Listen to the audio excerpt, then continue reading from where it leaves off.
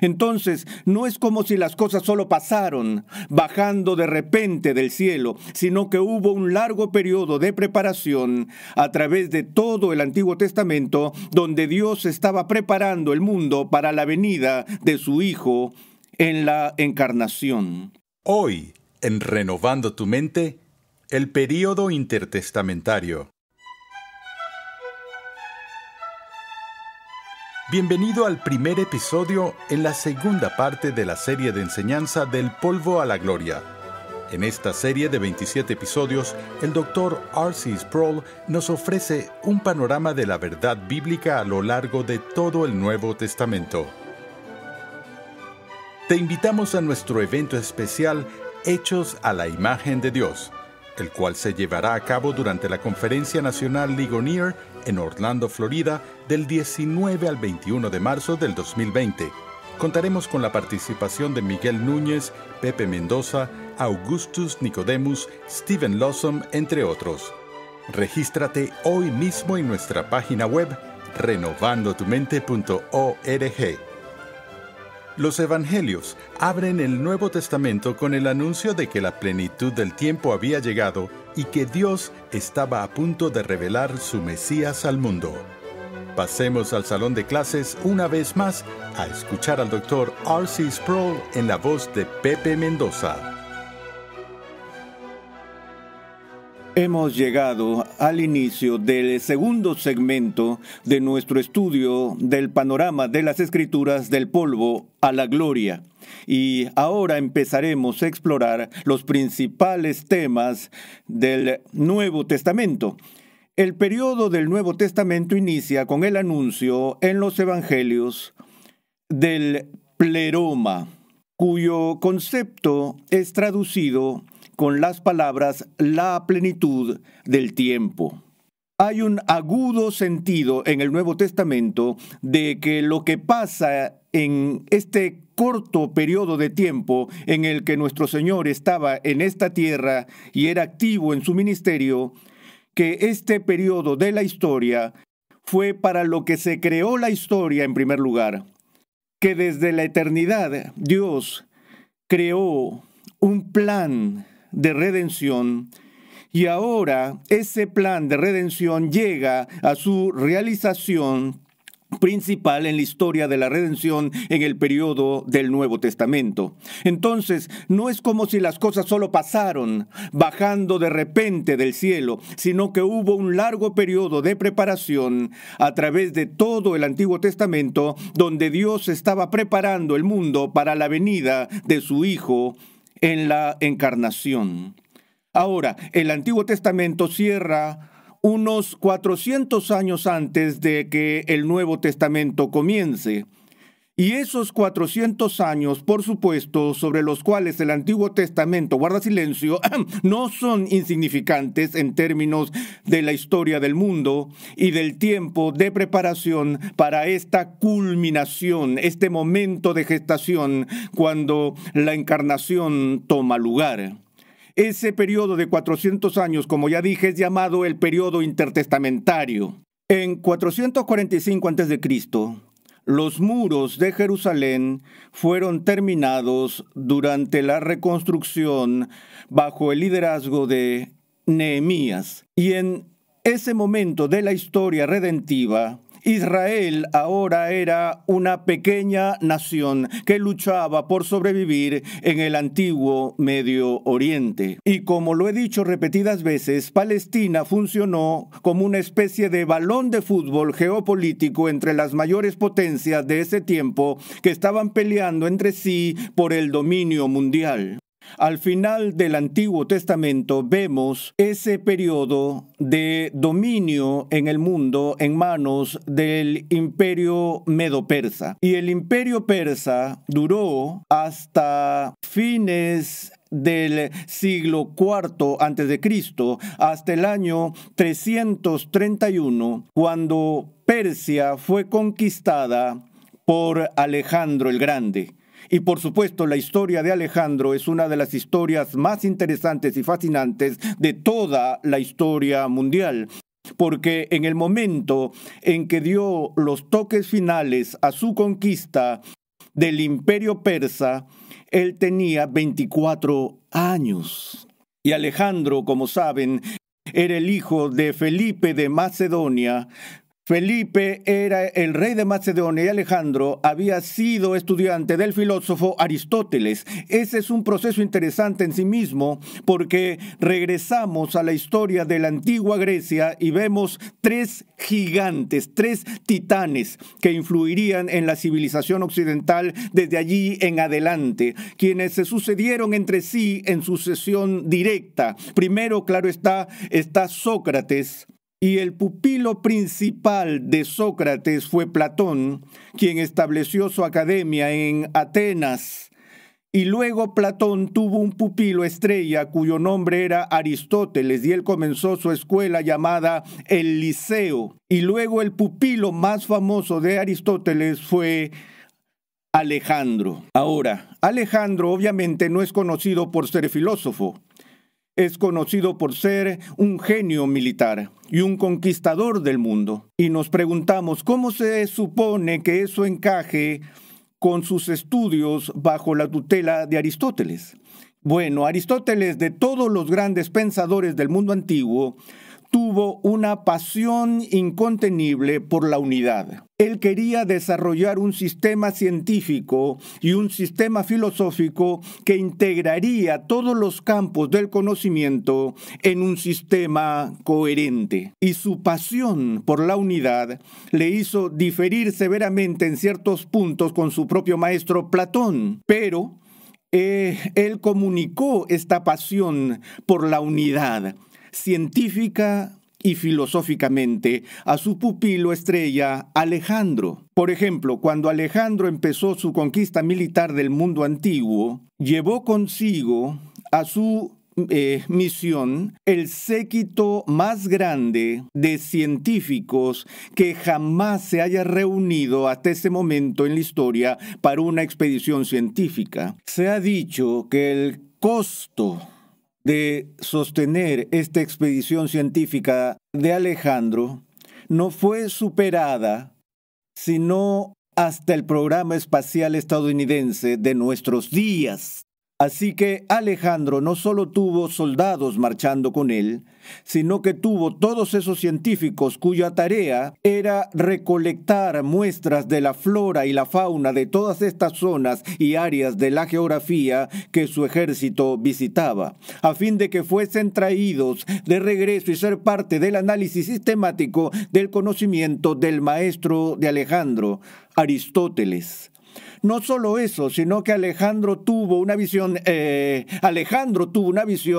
unificar el mundo antiguo culturalmente y así se convirtió en el autor original de un proceso que se volvió muy importante en la historia bíblica, el cual fue el proceso llamado helenización, que era la greciaficación del mundo antiguo. Alejandro quería que todas las personas de esa área hablaran el mismo idioma, tuvieran la misma filosofía, tuvieran las mismas costumbres y demás. Así que todo eso era parte de su agenda de conquista y finalmente es la razón por la que el Nuevo Testamento fue escrito no en hebreo o en arameo, sino en la lengua griega. Bien, como dije, en 331 Alejandro conquistó a los persas, pero en 327 él murió en Babilonia cuando estaba a punto de acabar con el imperio babilónico.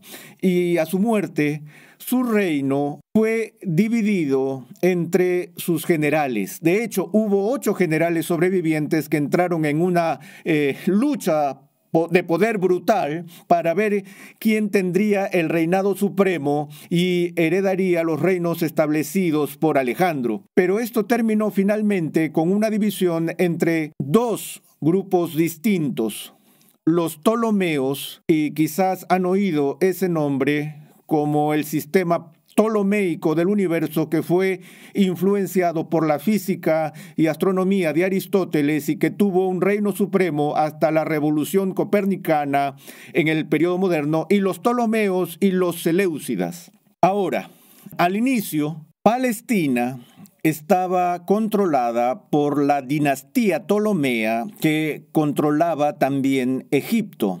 Los seleucidas gobernaron sobre Siria y otras partes del mundo de ese entonces. Ahora, en el año 320, Palestina fue anexada por Ptolomeo I de Egipto. Así que este general sobreviviente de Alejandro, Ptolomeo I, tomó control de Palestina como parte de su dominio que incluía Egipto.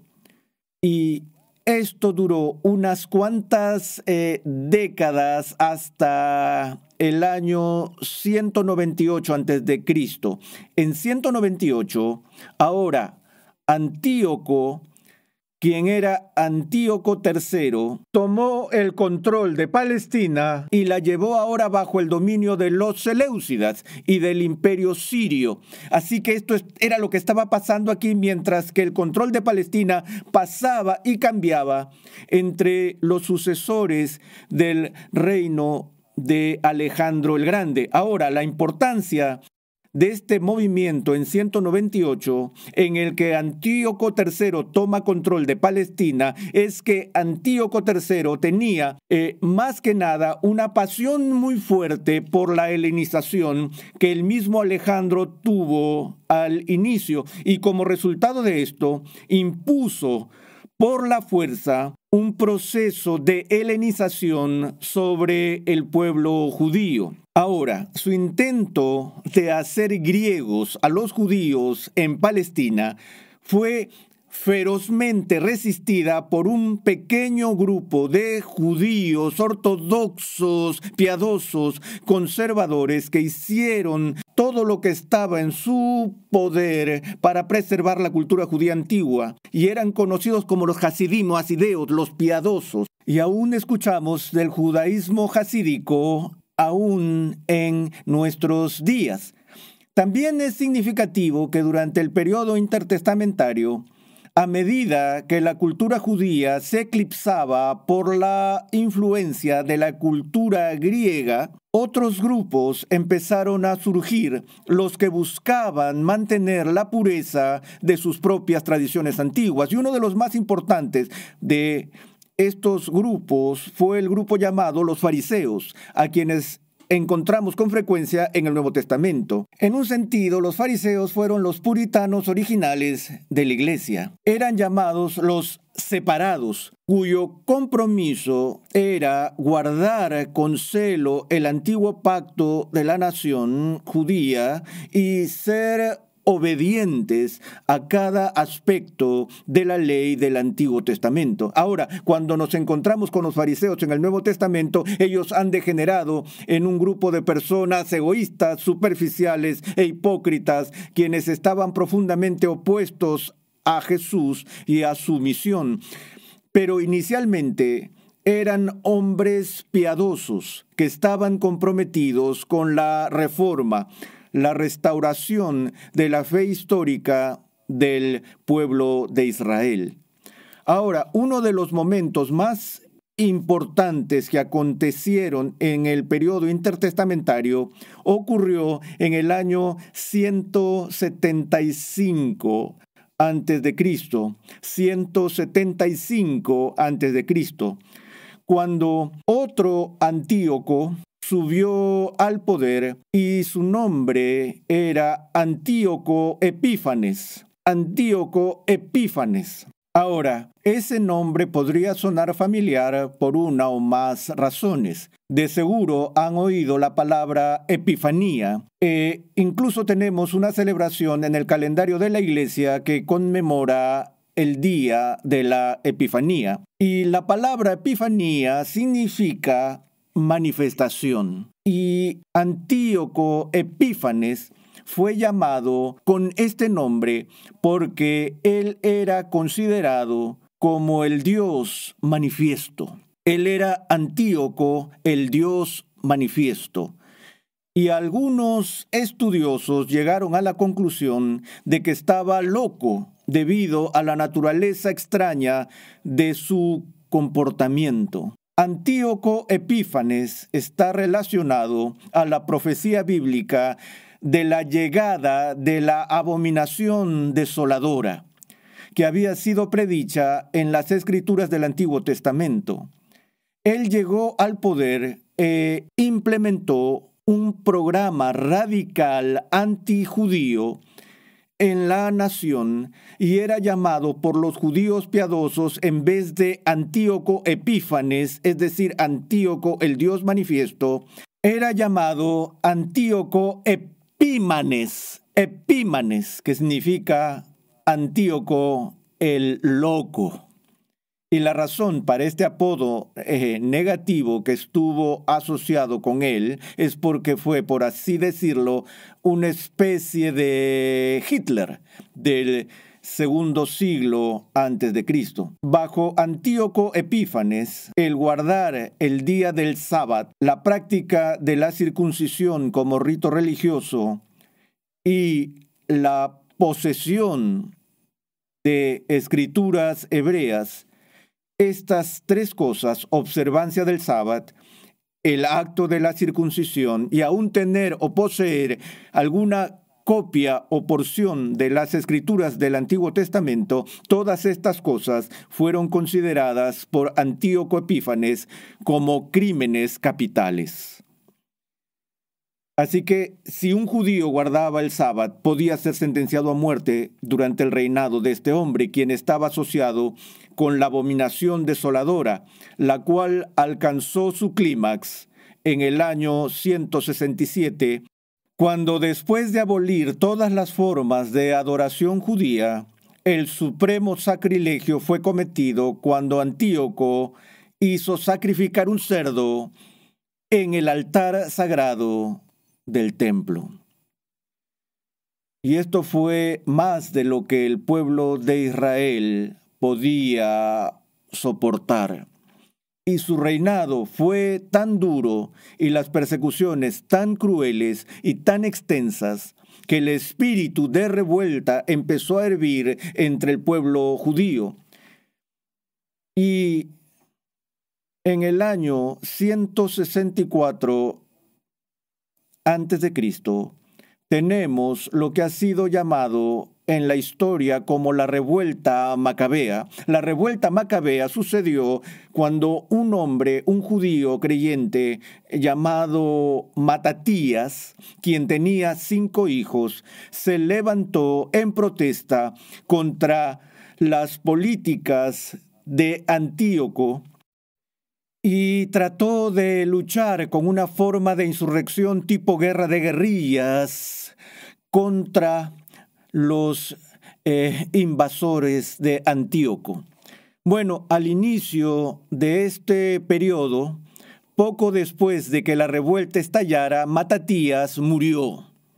Y así el liderazgo de la revuelta cayó sobre su tercer hijo, cuyo nombre era Judas, y él asumió o recibió el nombre Judas Macabeo, que significa Judas el martillo, y se convirtió en un héroe nacional y permanece como un héroe nacional en la tradición judía debido a sus ataques astutos y valientes contra los invasores. Él fue capaz de ganar ciertos privilegios con los gobernantes en el año 164 a.C., que incluyeron que la libertad religiosa fuese restaurada en el pueblo judío y que el templo fuera abierto de nuevo para la celebración de la adoración judía. Y así, en este año, el templo judío fue rededicado y una gran fiesta y celebración se realizaron, lo que aún se celebra hasta el día de hoy. La reapertura y rededicación del templo tomó lugar en el mes de diciembre y es celebrado hasta el día de hoy como la fiesta del Hanukkah. Repito, Hanukkah, así se dice. todos estamos familiarizados con la celebración judía del Hanukkah, que es la celebración de la victoria de Judas Macabeo en el periodo de la revuelta. En 142, los judíos, bajo los macabeos, fueron capaces de ganar su libertad total del dominio extranjero, y esa liberación y su libertad duró del año 142 hasta el año 63 antes de Cristo, cuando Palestina una vez más fue conquistada, pero esta vez los conquistadores fueron los romanos. Y el general responsable de esta conquista de Palestina en el año 63 antes de Cristo es un hombre con el que estamos algo familiarizados debido a nuestro conocimiento de la obra de Shakespeare, Julio César, y nuestros libros de historia que nos dicen del primer gran triunvirato que incluía entre sus miembros a un general llamado Pompeyo. Y Pompeyo, ustedes saben, se asoció a Julio César y hubo todo tipo de intriga después, y recordamos en la historia que Shakespeare nos habla del asesinato de Julio César, que cuando Bruto apuñaló a César y las últimas palabras de César fueron ¿cuáles? «Et tu, Brutus». Luego cae César y en el momento culminante en esta escena de la obra, Julio César cae muerto en el piso del Senado y cae muerto al pie del busto de Pompeyo. Bueno, fue este hombre, Pompeyo, el responsable de la conquista romana de la nación judía en el año 63. Ahora, 23 años más tarde, en 40 antes de Cristo, hubo un nuevo evento que tuvo lugar cuando, bajo el dominio romano, un jefe idumeo fue puesto más o menos como vasallo local por las autoridades romanas para ser rey local sobre los judíos. Y el nombre de ese hombre fue Herodes el Grande. Y Herodes el Grande en realidad fundó una dinastía. Él es quien reconstruyó la masiva estructura llamada el Templo Herodiano, que sin lugar a dudas sería famoso en la historia mundial, aun si no figurara de forma prominente en el Nuevo Testamento, por los extraordinarios proyectos de construcción que estableció durante su reinado. Pero él era también conocido por su crueldad y por sus vicios como un rey marioneta de Roma.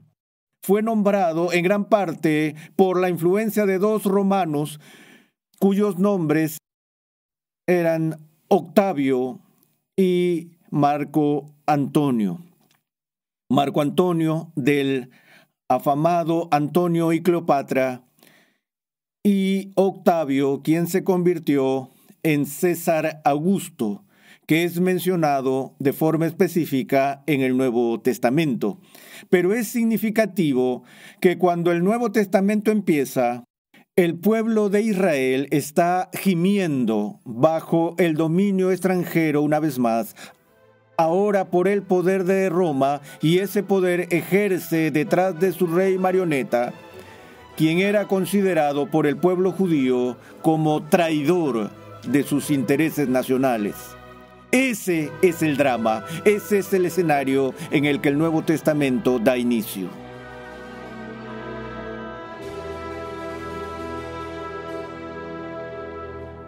El período entre el Antiguo y Nuevo Testamento es fascinante, ya que figuras como Aristóteles y Alejandro Magno dejaron su huella en la civilización occidental.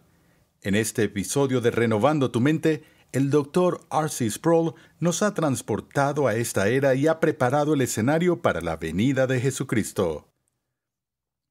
Gracias una vez más por la sintonía en el día de hoy.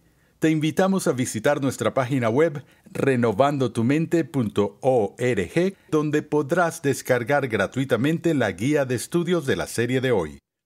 Allí, además, encontrarás nuestro archivo de episodios pasados, artículos y contenido multimedia y muchos recursos más que producimos con la finalidad de cumplir con nuestra misión de proclamar, enseñar y defender la santidad de Dios en toda su plenitud a tantas personas como sea posible.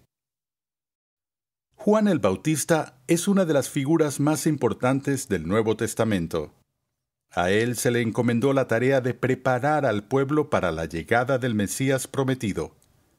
En nuestra siguiente entrega, el Dr. Sproul nos presenta este interesante personaje bíblico y analiza su carácter y ministerio profético.